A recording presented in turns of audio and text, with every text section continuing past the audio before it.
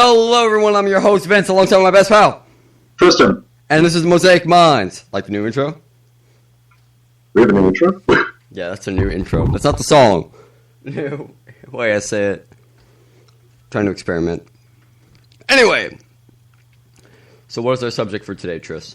Well, considering you said you're trying to experiment, now I have to know, are the guys in the locker room at school just driving you that crazy? Actually, in the locker room the other day. Oh, now I've got to hear this. Oh, no, don't worry about it. It's nothing dirty. Well, that's a contradiction. So there's this guy taking photos, like a Nikon camera. He works for the school's photo department. So he's just taking photos of like those locker room rows and no one was in it. Okay. And I tell my friend next to me, I'm like, dude, get naked, go up there, flash your penis, and run away. Okay. At least now I know which swing you're on. I'm not on any of that swing. Don't worry about it. Path you take. I can keep going with these all day. Which button you're pushing? I am pushing the robot. I'm actually pushing my digital keypad. Yeah. But Adrian's not here. You can't push the robot. No, he's not here. He hasn't. He's been here for a little while. Oh, he has not. Maybe we'll get him one day. Maybe we'll not. I don't know. We never know. If he's available and he wants to go, sure. If he's not, yeah. It's generally how things happen. Yeah. Alright, so I got a comic book for you, review for you, Tris. Okay. Alright, so it's The Walking Dead. Alright. I'm gonna go for Old Red personally. What? Hey, don't do that. What's he doing? Anyway. No, I just got rejected again. Oh, by the way, we did not introduce the person in the back of the room today.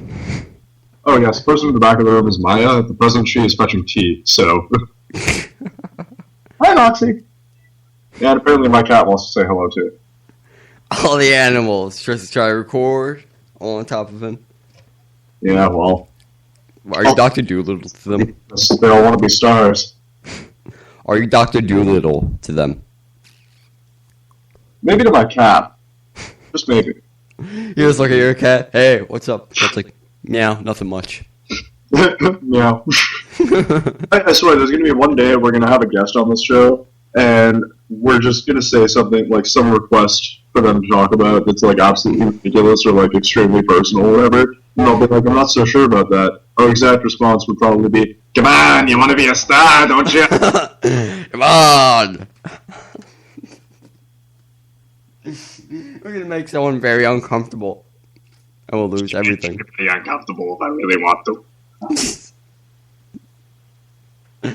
We just get a cartoonist cigar. I don't need a cartoon cigar. I already got my cigs. Just hold cigarette in your mouth. Come on! It's gonna be forever. Yeah. Alright. So, in the recent comic of this Walking Dead. Oh, you're reading Walking Dead? Yeah, I read the comic book of it. I watched a TV show too. I'm not caught up yet, but I read the first 3 comics. They imply what I think some writers do. Not a lot of writers do it, but it's that improvisation of where you show an ending and you have no resolution to that ending. Okay. Like, in the second comic, Rick is the sheriff, the main character, the main protagonist in that show. Yeah, I've seen the show, I haven't read the comic. Alright, I gotta explain to the viewers anyway. Alright, so, he travels through he meets Glenn in the city. I'm sure you've seen that episode. This is season 1 I'm talking about. Okay. So, he meets Glenn, and they're running away and all that. They're running through. He sees his wife and kids. They run up to him and hug him. Okay. Now, that's where it cuts off. Okay. No resolution after. Like, no, I missed you. No, none of that. So in part 3, they continue off with that, which I think a lot of writers should try to attempt. I mean, that gets our reader interested. Like, he found his family. What else happened? You know? Yeah. You just never think shit like that. He's laughing hysterically. Something happened. I'm laughing because my dog is in the background just being like... He's warding off the clowns. I suppose so. So, for all of I our... can still hear him. For all of our listeners and for you as well, I have 2 dumb laws today. Oh, yeah. Oh, wait, you have to do 4. I forgot about the last episode. Alright, I'll look around. Don't worry about it. I'll find something. And... I just have to find another... I could... Hear the sounds of truth searching on Mosaic Minds. That's not good. That's not a good one at all. Oh, wow. Okay, that's cool. Okay. Okay, yeah, I got 4. Then they're all from different locations on the planet, so works out pretty well. Alright, let's do it. Alright, I'm going to start off with the least ridiculous and move up. Alright, prepare your laughter. Prepare laughter sequence. Initiate. Mm-hmm. Anyway, so here's one from the Philippines. Cars whose license plates end with a 1 or a 2 are not allowed on the roads on Monday, 3 or 4 on Tuesday, 5 or 6 on Wednesday, 7 or 8 on Thursday, and 9 or 0 on Friday from 7 a.m. onwards. The fuck? I don't know. You have work that day, you're walking. I guess so. Okay. Next one is from Thailand. Ooh. It is illegal to leave your house if you're not wearing any underwear. Wow. I guess they kind of want to weed out anyone. I thought that was an etiquette law around the fucking world. No, it's mandatory. You think so? Have you done this before? Have you left your house without underwear? Huh? Have you left your house without underwear before? I don't know. Might have been drunk one night, walk around bare naked. Is that guy right there? Why is he walking naked? I don't know. I don't know. It's just happening. He has a cat on his shoulder. What the fuck? This is another from Israel, and this is actually one you and I should pay special attention to in case we ever want to move to Israel. If you have been maintaining an illegal radio station for 5 or more years, the station becomes legal. The fuck? So, we're going to be legal in Israel in 5 years. Yay! Although I don't know if I was really considered illegal. We're considered illegal in Israel. So, in my usual way, I was saving the best for last. This one comes from Italy. Ooh. This one I can't even believe. It is illegal to die in the Italian village of Falciano del Masico, as issued by the mayor. Alright, who came up with this? The mayor of the Italian village of Falciano del Masico. What's the punishment? Come back to life? Resurrection? I suppose? Punishment, back to life. The fuck? How did that happen? Only God knows. God. Oh, remember that song when you in BioShock Infinite? Shut up, Oh, phone. I've never played that. We've discussed it. You've never played it. I have never played it. Alright, so before everything goes to shit in the game, they have a scene. Now, when you're walking around, they have this barbershop quartet, which I personally love. It's the most awesome thing ever. They're singing God Only Knows by the Bee Gees, and this barbershop quartet way that is just awesome. I just started a new game. It's saved exactly before that scene happens. But I'm feeling down. I can go back there. At least you can always go back. Oh yeah, I can go into Colombia before everything went to shit. Well, that's good. It's bad, actually. And I can't progress. But the whole story behind it is that Jeremiah Fink, a big industrial owner, like he's the big name in industry. Okay. His brother owns a time machine. Figured out how to rip into time. A rip is basically a time vortex. Okay. So he could travel back in time, and he steals music from the past and brings it into the future. Oh, that's pretty interesting. But he steals music from the future and brings it to the past and changes it so it matches modern day. Okay. Which is really cool because you can hear all these awesome covers of. So, like, pretty much Fallout's version of using 1950s music? Not even 1950s, like 1980s. The Bee Gees came out, God only knows, in 1973. Oh, okay. Fallout has, like, swing era. Sinatra, Martin. There's some Civil War music as well. Civil War. There's only, like, one song they played during the Civil War. It's that American theme song. Cannon fire everywhere. I think some Civil War music is actually really fucking good. Have you ever heard A Shogun Farewell? Nope. Oh shit, really fucking good song. I think I would like it, actually. It's a violin, primarily. But no, it's very, very well done. Awesome.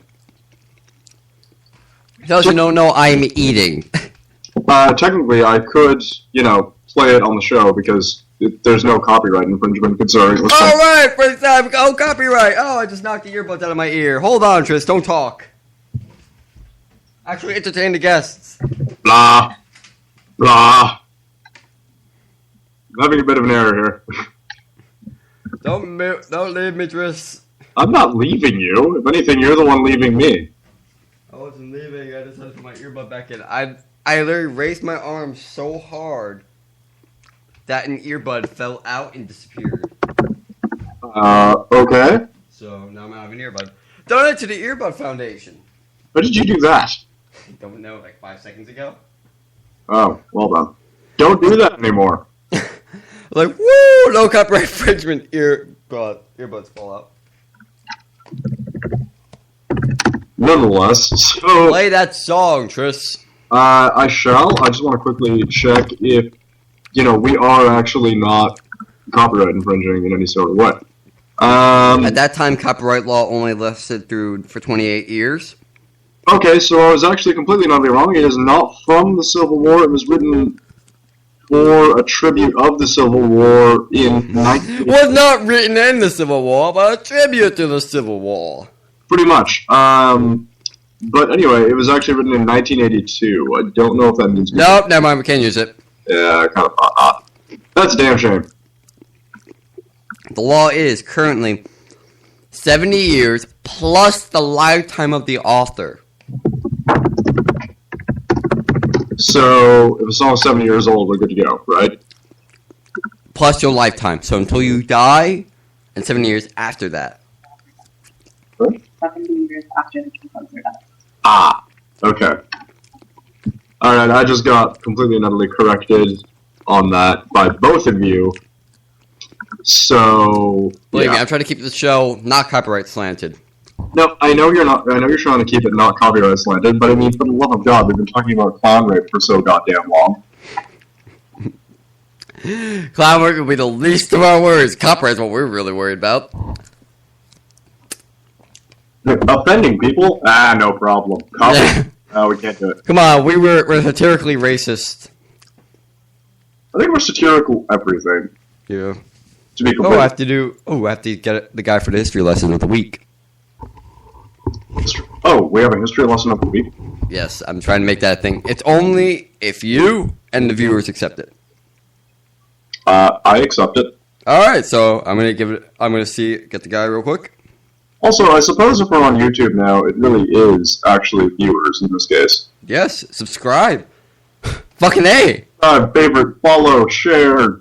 Share it in your butthole. I don't care. Eh? I don't want to know how they do that. I don't know where you got that. Neither do I. So! Nonetheless, history lesson for the week.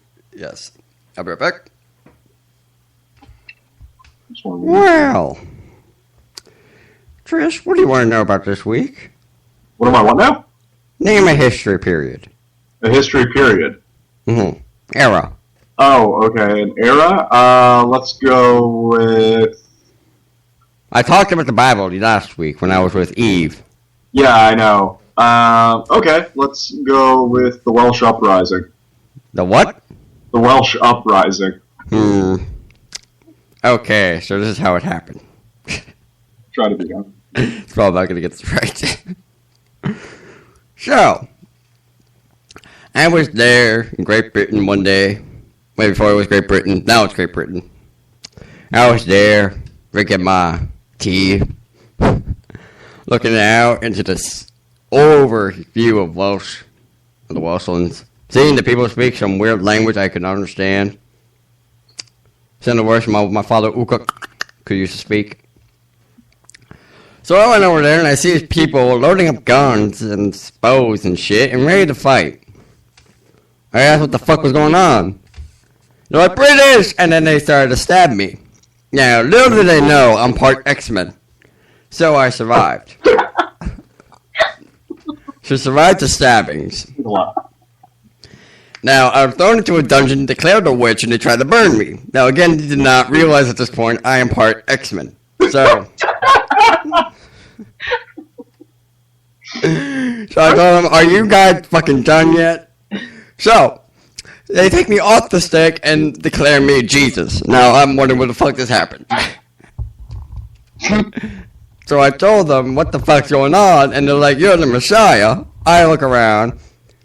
You know, he's not here right now.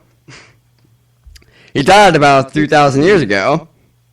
You know, on a cross by the Romans. I used to live with them. They looked at me even more weird because apparently I live with the Romans. Now, so as I'm talking to them, they're all worshiping me and shit. I'm like, yeah, got on with it. So they said they wanted to uprise against Britain. I told them, can you speak that in English instead of, Welsh? So they looked around at each other, scratching their heads, trying to figure out what the fuck happened. Then they knew I wasn't a Messiah and threw me in the river. So I swam to France, and, from a distance I see cannonball fire. I walked all the way from there. I don't know what happened next. I was in Russia for that time. And, well, I lived there until Catherine fucked a horse, so. Yeah. Anyway, anything else you want to know before I go? Tell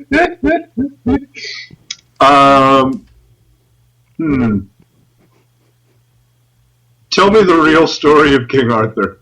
Alright. So, I will tell you this one because I lived with him for a couple of years. So, I was in Camelot that day. I was in the round table for some reason. I don't remember why. I drank a lot and somehow I wore knight armor. Apparently I was passed out for 365 days. Or a year in your time. So. One doozy of a hangover. Now the hangover is the time travel. So, I'm sitting there. He points me to a knight. Now, he wants me to help him find the lady in the lake. Now, I told him, are you fucking on crack? He just nods his head and says, listen, sire. Help me find the lady in the lake. Merlin told me to go get him. So I'm like, fine. Follow me. As you know, fucking I was on drugs at the time, too. Smoked a lot of opium. So I'm dragging him to this random lake. So don't throw the sword in and it shall be magical and shit. So, blatantly, he throws the sword in, comes out, all floaty and shit. I'm astonished because I don't even think it would fucking work. Maybe my opium was a little off. I also wrote that book. So, the sword rose in the water, he caught it, and it was all magically glowy and shit. He held it up and said, Thundercats, oh! And I'm like, what the fuck?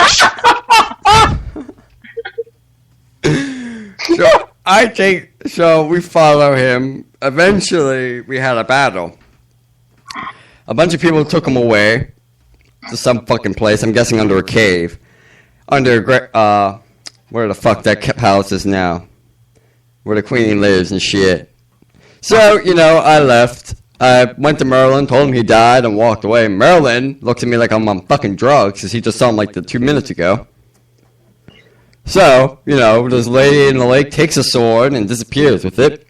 I would walk off and write a book about it, and it gets millions of dollars, and I am never credited with it. But then I went to go live with Robin Hood. Tell me about that. Well, we only got 9 minutes left, so why the fuck not? So, I was with Robin Hood, right? Alternate history lessons. So, with Robin Hood. Now, he gives me a bow and arrow. I told him I was the King Arthur. I do not need a bow and arrow. I'm a fucking knight. Not believe me. Think, fucking King Arthur's fictional. So, I take the bow and arrow and I start firing randomly into the bullseye. Hitting apples and shit. Almost killed the guy. Gave him a haircut. He now has that inverted mohawk. So I start firing arrows. Robin Hood thinks of me as a competitor, so we started firing arrows into the same arrow. We shoot all the arrows that we had into each other's arrows, completely going out till the feathers touched the guy who was shouting who won. Of course I won and I ran off, stealing all the gold from him. Eventually I took the boat to Spain, said, here's all this gold I got from the land all the way over there, pointed in a random direction. I overshot Portugal. Now, at this time, they have just won a war against the Muslims. So, they set sail and find a city of gold, and I'm wondering why am I doing on this ship? And then I eventually wrote Robin Hood. Okay. I worked with Hernan Cortez for a bunch of years. So I hung him. It was a dick. Of course. I ever tell you how I created the mole people? Wait, what do you want to tell me? What do you want to tell you? How I created the mole people? Go ahead and shoot. Okay. Don't shoot your load. Do not shoot your load. What? Then you went to story. Just have to get over my smoker's cough, everybody. Nonetheless, so, 17 years ago. Jesus Christ, how old are you? Quite old. That's my response for you. Nonetheless, so, very, very long time ago, I had to go and find a mailbox in order to deliver a letter with my friend. Actually, it was Adrian, oddly enough. When he was in his Mach 8. Well, what had happened was we were walking around for what seemed like days on end. Eventually we found ourselves in an arid wasteland. In which case, we found an old nuclear facility, accidentally set it off, and somehow, miraculously, we survived. Mostly thanks to Adrian's amazing robotic ability. I'll save you. Now encumbers you. He had his human protection mode activated in that case. So, what happened was, after this, there was a large crater. We went back a couple of years later, and there were a whole bunch of people that were pale and blind and living underground. They found out who I was, that I had instigated their creation, and they were really, really pissed off at me. Since then, I've been banished from Mole Town. What about Jewtown? Are you still alive there? Jewtown? Yes. Not exactly. It's a long story. See, I came over and they thought I was David. So, this really, really huge African guy, apparently called him Goliath, he had been raping their women and, raiding their village for quite a long time. And they wanted me to kill him with a stone. Of course, you were slightly taller than Goliath. No, actually, large anyway. What they didn't expect was that I shot him. Shotgun. Needless to say, he went down like a sack of potatoes. And they were really pissed off at me because they said, well, according to legend, you were supposed to kill him with a stone. And I said, for the last time, I'm not David. Bitch, please, I am not David. No, I was not David. Bit of a shame, really. You're a very sad camper that day. And then everything from that day on changed. That's been our history lesson. So, Vince, tell me, when are you gonna build another lighthouse? Ma, I told you. I already built a lighthouse. In that case, go somewhere else and build the White House. Fuck that shit, it's too far. Well, I want you to build another one. Or build a Black House. I mean, it's kind of racist that they only have a White House. Fine, I'll go to Halifax, repaint the Parliament.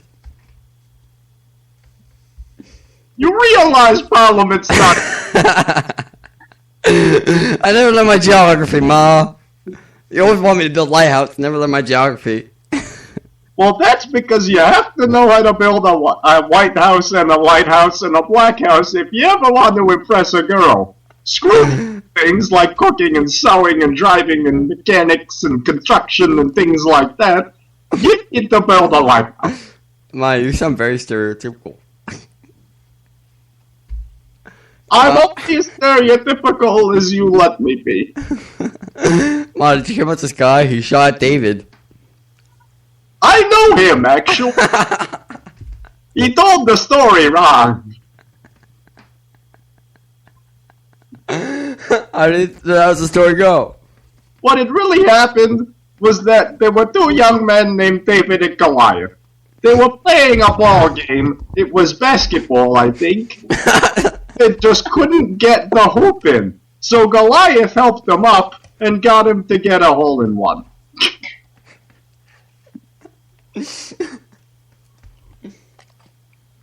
Alright, I'll go build a Black House. Okay, go build a Black House. Just be sure to fill it with many blacks. Ma, I did it. I painted a bunch of white people black. I didn't say to paint white people black.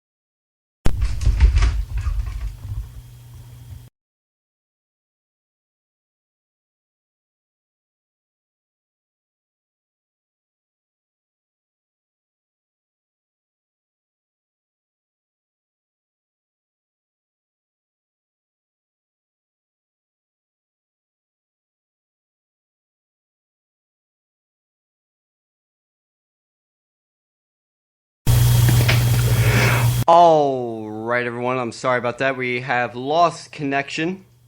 I am trying to...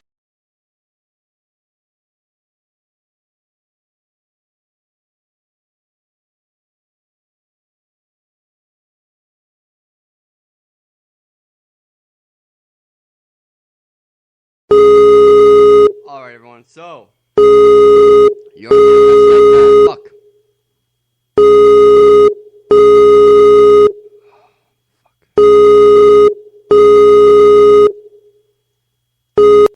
Alright, everyone, so that's been Mosaic Mind. I'm your host, Vince. Tris will be back. I hope you all have a pleasant week. See you all later.